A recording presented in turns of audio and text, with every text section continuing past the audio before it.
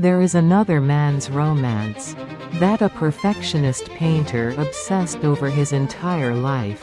It is Raphael and La Fornerina by Jean-Auguste Dominique Ingres.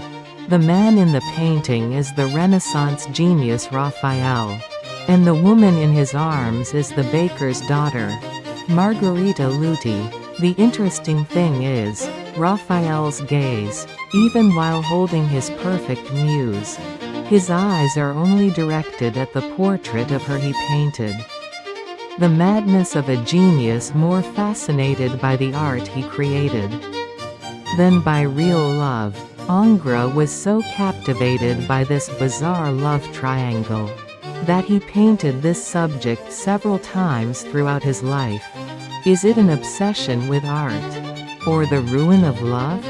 Where do you think Raphael's eyes should be looking?